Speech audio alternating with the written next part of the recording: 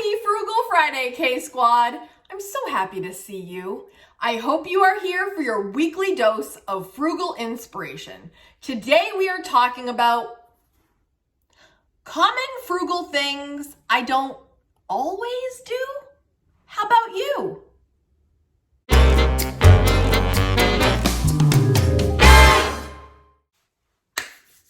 Let's get into it.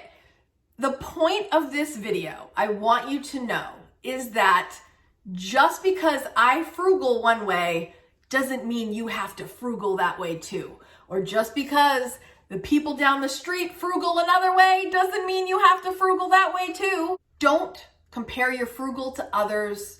Frugal your own way. You have the freedom to choose your frugal. Oftentimes people hear about the frugal life and they say, oh, I could never live like that. I could never be frugal. That's not necessarily true, because frugality is all about skimping on the things that don't matter so that you can spend your money on the things that do matter to you. So in that case, everyone can be frugal, but you've just got to choose your frugal. And if you are getting the results that you're looking for, doesn't matter how you get there. So today I'm going to share 10 common frugal things that are known to be frugal that I don't always do. And I'm so curious to hear in the comments as we go if you do these things or you don't do these things. And I want you to know there's no shade thrown at any of these things if you do them all. I'm just saying, for me personally, these are the things that I don't always do. Maybe sometimes I do it. Maybe I've done it but no longer do it. But most of the time, I choose to be frugal in other ways. And I will leave you videos at the very end with more on that. So let's now dive into this week's Frugal Friday topic. The first commonly frugal thing that I don't always do is only drink water at restaurants. In fact, many of you have asked me, Kate, can you do your most common practices when you are going out to dinner and you are being frugal and you're making frugal choices? So the reason that video has never come out is because the truth is this is one of the places where I choose most of the time not to be super frugal. You're like, Kate, how is that? When I am choosing to have an out to dinner, an out to lunch, an out to breakfast experience, I am putting that in the budget and I really do want to have an experience. There are times that, I had to make some frugal choices in order to get to go out. But now, if I don't have the money to put that in my budget and have a good time, most of the time I'll just choose not to go out. Back when I was younger, I wouldn't order appetizers. I wouldn't order drinks. I remember being in Florida and ordering water, and I'd ask for water with lemon, and I would squeeze the lemon into my water because also Florida water doesn't taste as good as Maine water. I'll just be straight with you on that. But then I would take sugar packets and put it into my water to make like a frugal lemonade.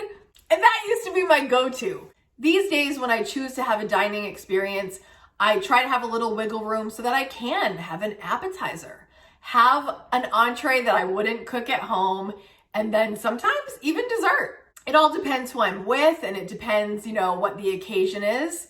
But I don't only drink water at restaurants, and I know that that used to be a common thing for me, and that is a frugal common practice. Why would you spend the $2 or $3 on a soda when you could have water for free? And that is a point, and sometimes I would choose to have water, but currently I don't always do that. If you want to, as we go, let me know in the comments. Yes, I do this one. No, I don't. You can. That might be a little bit much. But if you want to share on any of them, I can't wait to read in the comments. The next common frugal thing that I hear people do is timed showers. I particularly hear this a lot with my friends that have teenagers who are just in there forever, wasting water, and it drives them insane. So they actually set parameters and they do timed showers to get them in, get them out, and not be wasteful. This is something currently that I definitely don't do. Again, There are some things that I like to really enjoy. There are some things that I like to take my time with, and bathing, grooming, that is one of the things. Truth be told, I'm not in the shower that long. I got stuff to do. I can see the value in timed showers, but currently I don't do that, and I would choose to do my savings in another area of my life. Next is clip physical coupons. Have I done it? Heck yeah, I've done it. Guys, I've tried a lot of things to save money, 100%. And when I originally started clipping coupons, I thought, why doesn't everyone do this? You're crazy if you don't clip coupons. Look at all the money I'm saving. And that went on for a little while, and I really actually enjoyed seeing how many things I could get for free. How much of a discount could I get by stacking coupons? Oh man, it was fun for a time. And I also see the value in this, and I also know there are some people that are so good at this, and it's just second nature. Currently, I do not clip physical coupons. This, again, is another thing that I would choose to be frugal in another way instead of this, because for me, it ended up being time consuming and not the bang for the buck that I was looking for. For me personally, again, maybe I didn't have the skill that the true pros have, but now I do use digital coupons when I go grocery shopping. My grocery store has digital coupons, so if it's something that I'm buying, if I'm gonna be buying a certain cereal and I see that it's got $1 off, I will clip that. If there is laundry detergent, it's the detergent I get, and it's $2 off, I will definitely clip that. And then I just type my phone number in, which is my rewards number, and I get those discounts, which is awesome. Sometimes they have a coupon that's like $10 off your $100 grocery purchase. Hello, that's money in your pocket. So digital coupons, yes. Physical coupons, currently, I'm not doing. Are you a coupon clipper, physical? Let me know in the comments. The next common thing, and you guys might not like this, but most DIY projects and home repair, I know that is a very common frugal thing to do. And I know there's YouTube right here to show me how to do some of the things. And I have. If you remember, one time my vacuum wasn't working and I watched some videos and I got it working again based on that. And I was proud of myself. But I would say the majority of the time, first of all, as creative as I am with content creation, hopefully, choreography, and other ways, do-it-yourself projects, again, I got no skills. And it's not something that I want to put the time and energy into. Sometimes I would just prefer to spend the money to fix it than to take the time to learn to do it by myself. I know a lot of you are handy. A lot of you have the problem-solving skills and you just see it. You're like, oh, I know how to fix that. You're mechanically inclined, you're good with your hands, all that stuff. Me personally, I'll take a shot or two at some things, but I don't brag about being a DIYer or a home repair person that you can count on. It's just not me, you guys. The next common frugal thing that a lot of people do is buy in bulk. They've got a Costco membership, they've got a Sam's membership. They go in there, they bring crates home of toilet paper and all the things in large quantities. It's just me and Kaden, you guys. And in this home, I don't have a ton of space to store lots of extra stuff. And so buying in bulk, while I see, of course, the value, especially if you've got a huge family, oh my gosh, I'd probably be buying in bulk nonstop. But seeing that it's just us two, it's really not my thing. There's a couple things that I might get in large quantities if it makes sense financially and spatially. But if not, buying in bulk is not something that I prioritize. We are halfway through the video at this point. If you are still with me, K-Squad, type in the comments, choose your frugal. Moving on, the next commonly frugal thing that I don't always do is always shop generic. What? There are a lot of things that I do buy generic, sure. But there are some things I'm not doing it, okay? Let's give an example. I don't know why this is the first thing that always comes to the top of my head. If you're an Oreo fan, like myself, double stuff in particular. Kaden just yelled, I am too. These imitation Oreos, never the same as the original. Never. So if you're trying to give me your imitation generic Oreo, back off. I'm not having it. No, really. I love the original double stuff Oreo, and there are no substitutions in my mind. And Kaden just seconded that, so you know it's true. And the mega stuff are also good. He just goes, and the mega stuff are also good. That's a good point, babe. Leave me in the comments something that you will not go generic.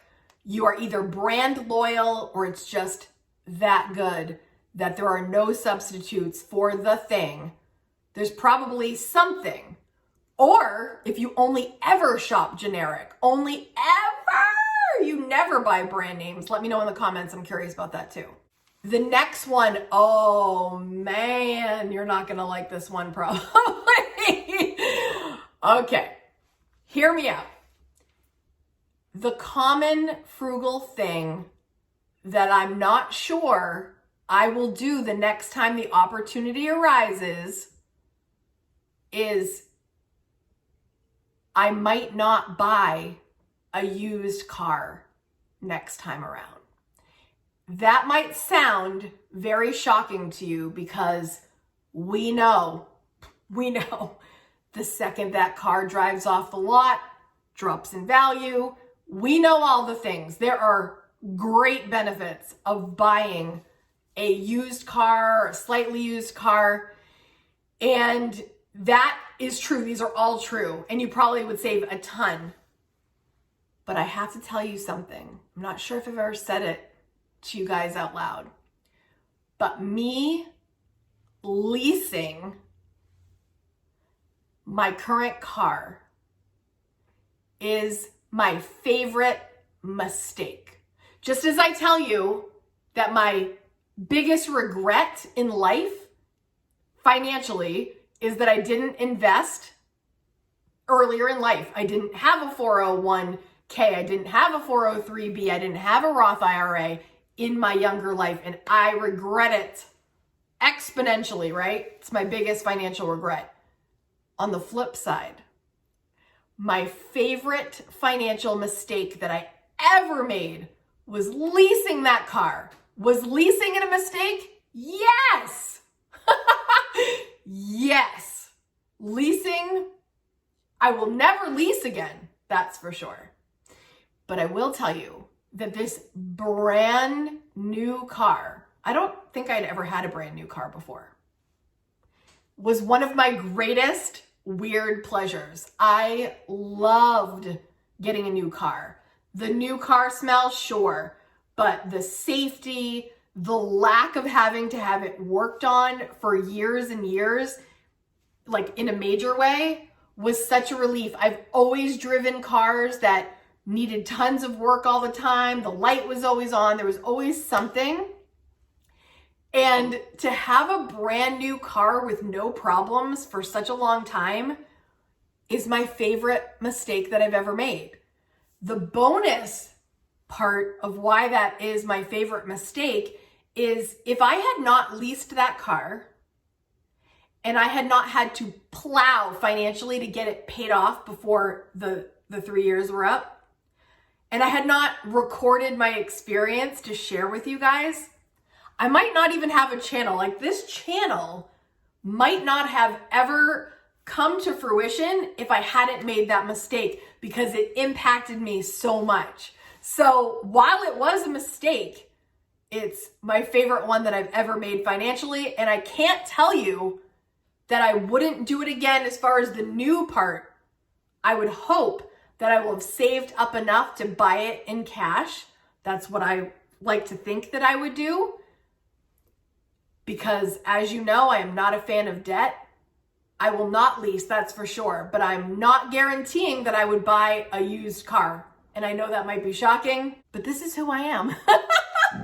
The next common frugal thing is for people to cancel their Amazon Prime when they realize the damage this can do.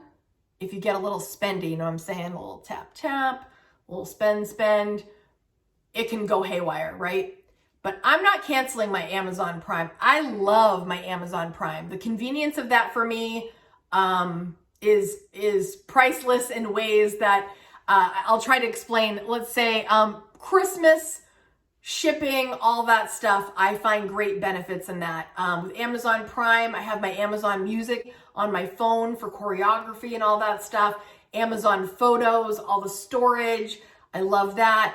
And just the convenience of it is one of those things that I'm not going to cancel. I have been able to gain control and not lose control of my spending because of the other habits that I've created, and I've made a nice foundation now. If it were something that I could not, I'm always doing this. If it's something that I couldn't reel in, if I couldn't do it, then I might have to. But I've gotten to a place where I really rejoice in the benefits of my Amazon Prime, and I'm not going to cancel it anytime soon. We've got 2 left. The 9th thing that is commonly frugal that I don't do, and I really don't plan on doing this anytime soon either, is making my own cleaners. I've heard from some people that it is the best. And I've heard some people that it is not worth the time, money, and energy. It actually ends up being more effort. I am uncomfortable, me personally, even though I'm sure there's directions you can follow. I know people like, oh, I do a mixture of this, and 2 parts this, and 3 parts this. I'm not doing it. No shade to people that make their own amazing personal cleaners and they save money and it's a really good situation for you. But me personally, I'm not making it. I'm just not. I will proudly and happily purchase my cleaners. They do a really good job. I'm happy with them, and it's not something I'm willing to exchange my time for. And I know some people will be like, it's way healthier to make your own. I'm still not doing it. And the other common frugal thing that I don't always, and in this case, almost never do, is price matching. Meaning, I will not be looking at one store flyers and seeing a price here and then going to the customer service of the other competing store and haggling to get the lower price. The first time I heard about this was years ago from one of my faves, one of my all-time faves. One of the people that I started learning about frugal living from was Jordan Page over at Fun, Cheaper, Free. And she talked about this a lot. And when I realized that it could save me some money, I was like, oh my gosh, why don't people talk about this more? Which is another thing that Jordan brought to light on a lot of topics back in the day. She's been doing it for a long time now. And a lot of these things have come along since that people talk about, but price matching was one of the things I was like, oh, that could really save me money. In the end, okay, especially now with the way stores are staffed. The other day, Kaden got this gift card that was for another device that we don't have. So I was trying to go just exchange it for the device that he does have so that he could use that for his gift. And I was waiting at the customer service line for so long. And I'm not going to throw shade at this store for any reason, because the guy came right over and was like, I'll be right with you. I'm in the middle of something. I'm sorry. And apologized and acknowledged me right away. So I was like, okay, I know I'm in for a wait. And we were in for a wait. I don't even know how long we were waiting there. And for me at this time where people are short-staffed, to be haggling the customer service when they have so many other things on their plate. And I know that some people will be like, well, that's not your problem, but it is my problem when I have to wait extra long. And I can't do it right now with the stores the way they are, with the customer service the way it is, with the way people are short-staffed. And I could not go in with a list of things that I want cheaper. Oh gosh, no, I'd be so uncomfortable. Again, me personally. If you've got a store that you can rely on and you're in the habit of doing this, again, I can see the benefit of it, but me personally right now, I'm not into it. I'm not going to be doing that. I'm not going to be, no, I can't. No, I'm out on that one right now. I will find other ways to save money in other creative ways, but not price matching, not me, not right now. Also, let me know in the comments, have you done that before? Do you even know what I'm talking about? I'm sure I just explained it fine, but I don't know. Some people would feel like that's too much confrontation. Some people have no problem. They're like, hey, Walmart's got this for 25 bucks. You're selling it for 40. Can I get the price? And a lot of stores do that. I think Walmart and Target were pretty well known for doing that for a while. But lately I haven't even asked. I don't even know if they do it right now because I'm just not interested. Let me know in the comments something that you perceive to be a common frugal habit or tip that you just, for whatever reason, won't do, refuse to do, don't feel like doing it. Let me know in the comments. Hannah wants to know. Okay, so now if you're thinking, all right, so maybe I don't want to do some of these things, maybe I do some of these things, but what are some other frugal habits I can choose from? Oh, I'm so glad you asked. Take the time now if you're looking for more frugal ways and you're trying to find your frugal, watch these for more ideas. I'm so glad you joined me this week. I can't wait to see you next Friday. Have a great weekend and I'll see you next week. Bye guys. Hannah says bye.